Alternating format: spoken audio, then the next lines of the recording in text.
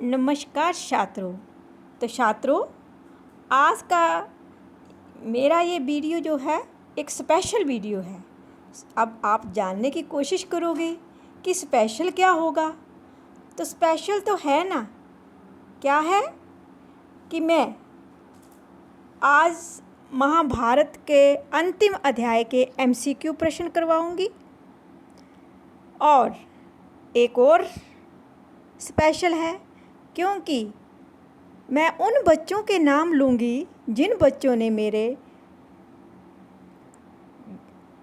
Video को सराहा है, प्रशंसा की है और उन्होंने मेरे जो MCQ प्रश्नों के सही सही आंसर भी दिए हैं और देने की कोशिश भी करते हैं। कुछ बच्चे पूरे के पूरे क्वेश्चनों के आंसर दे देते हैं और कुछ देने की कोशिश भी करते हैं। अगर गलत हो जाता है तो मैं उनको यही कहती हूँ कि आप इस वीडियो को फिर से प्ले करके याद कर लेना, क्योंकि ये महाभारत के MCQ प्रश्न थे और इसमें से आजकल काफ़ी पूछा जाता है।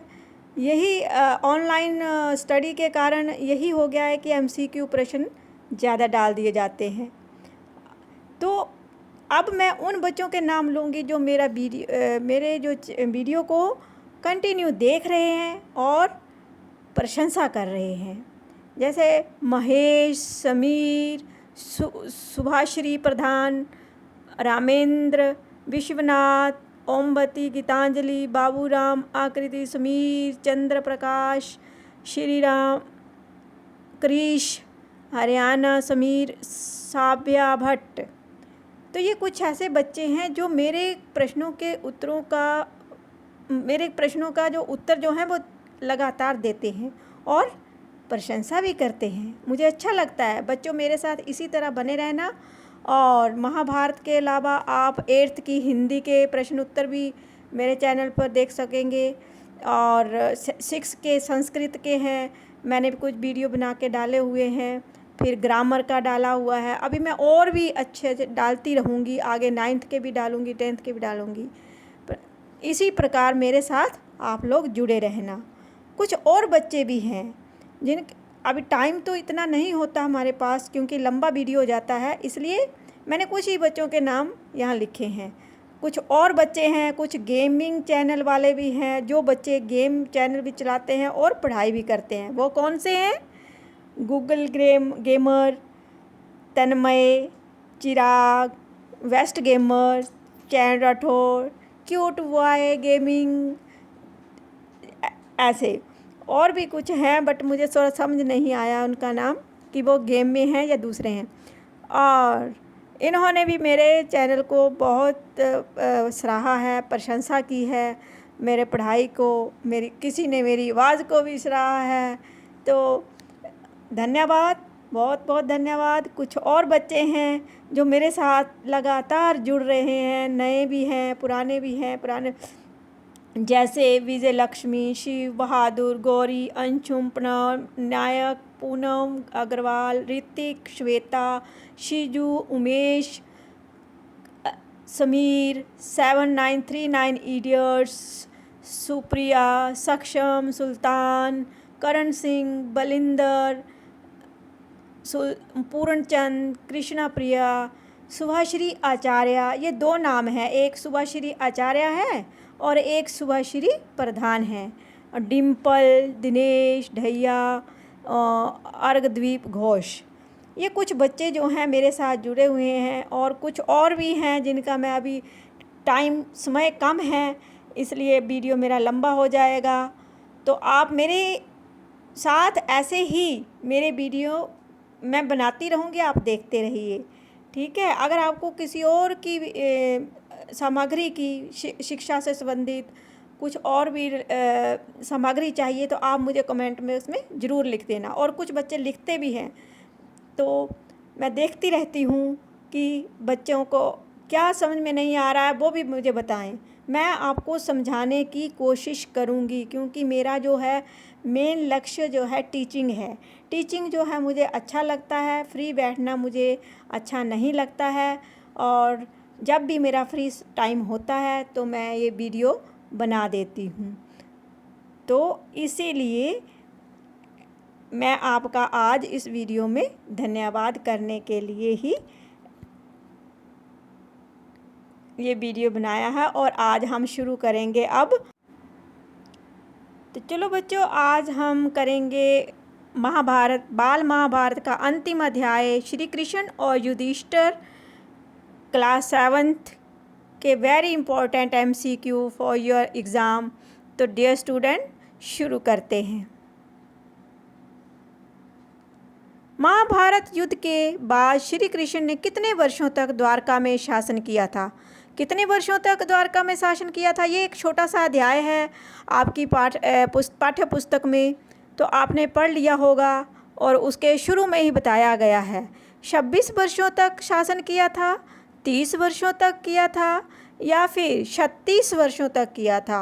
अब कुछ बच्चों की प्रॉब्लम रहती है कि वो हिंदी की काउंटिंग नहीं समझ पाते और इंग्लिश की समझ पाते हैं, तो मैं इसके लिए भी एक नया वीडियो बनाने वाली हूँ। आप ज़रूर मेरे साथ बने रहिएगा। तो 26 होते हैं 26, 30 होते हैं 30 और 36 होते हैं 36। तो आप मुझे बताइए जल्दी से, शाबाश, आप बताइए कि कितने वर्षों तक श्री कृष्ण ने महाभारत युद्ध के बाद द्वारका में शासन किया था? सोच लिया? तो अब देखो कि आपका आंसर सही है या गलत। तो 36 वर्षों तक बच्चों कृष्ण ने महाभारत युद्ध के बाद द्वारका में शासन किया था। सोए हुए कृष्ण को क्या समझकर शिकारी ने उन पर तीर चलाया? जब श्री कृष्ण सो रहे थे तो उनको क्या समझ लिया था शिकारी ने और तीर चला दिया था? बाघ, हिरन या फिर तेंदुआ? क्या समझा था? जल्दी से आंसर दो। शाबाश, बहुत बच्चे आंसर दे रहे हैं। कईयों का सवाल ये उत्तर जो है सही है, बिल्कुल सही है। हिरन। हिरन समझकर शिकारी ने श्री कृष्ण के सोए पर तीर चला दिया था। यदुवंश का अंत होते देखकर किसने अपने शरीर को समाधि में ही त्याग दिया था? किस उससे दुखी होकर कि यदुवंश का जो है अंत हो रहा है, तो उसने इसी बात को से दुखी होकर अपना शरीर जो था वो समाधि में ही त्याग दिया था। कौन थे? अर्जुन ने, बलराम ने या फिर सहदेव ने? जल्दी बताओ जल्दी। तो जिनका आंसर ए है वह तो है गलत, जिनका आंसर बी है बिल्कुल सही। बलराम ने जो था अपने समाधि में ही शरीर त्याग कर दिया था। यदुवंश का पतन क्यों हुआ था? अब यदुवंश का पतन तो हुआ था, तो इसके पीछे क्या कारण था बच्चों? आपसी प्यार के कारण, या आपसी झगड़े के कारण, या आपसी फूट के कारण? सोचा आपने अध्याय पढ़ा होगा, बिल्कुल 2-3 पैराग्राफ का लेसन है ये। तो मेरा विचार से तो सब बच्चे पढ़ते हैं पहले पाठ, तो इसलिए सबको पता होगा, परंतु कुछ कंफ्यूज हैं, कुछ आपसी प्यार के कारण झगड़े के कारण बता रहे हैं, और कुछ बता रहे हैं आपसी फूट के कारण। तो इन 2 ऑप्शन में कंफ्यूज नहीं होना है। तो जो कह रहे हैं आपसी फूट के कारण वह बिल्कुल सही है। यदुवंश का जो पतन हुआ था वह आपसी फूट के कारण हुआ था।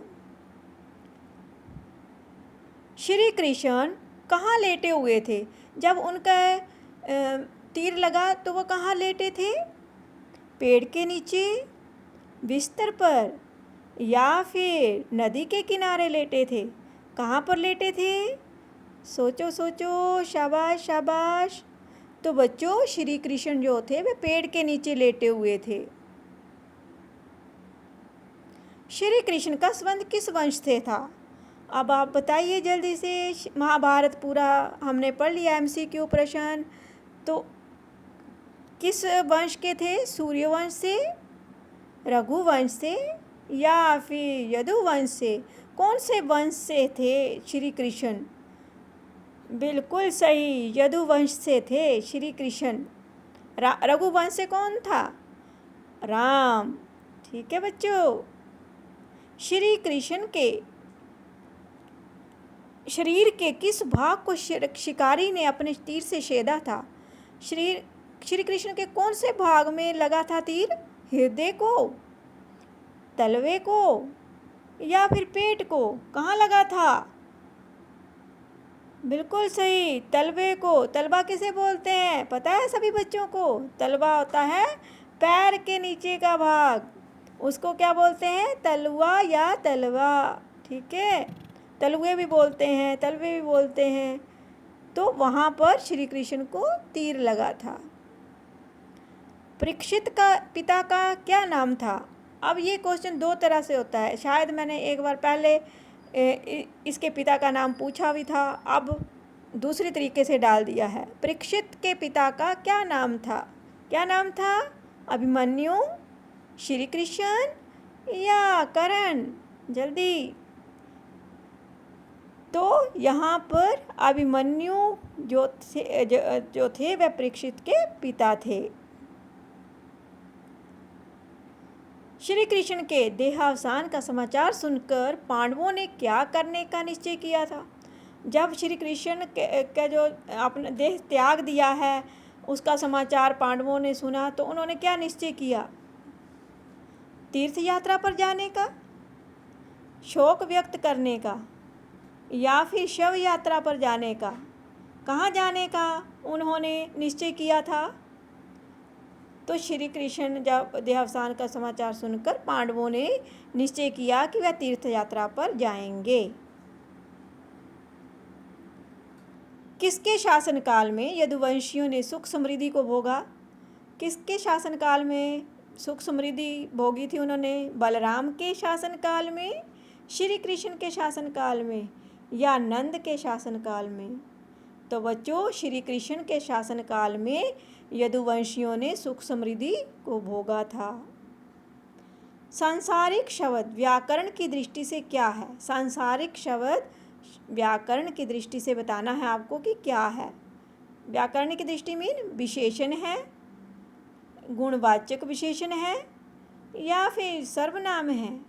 तो कुछ तो बोल रहे हैं विशेषण है, नहीं, गुणवाचक मीन सांसारिक गुण बताया गया है संसार का, तो गुणवाचक विशेषण।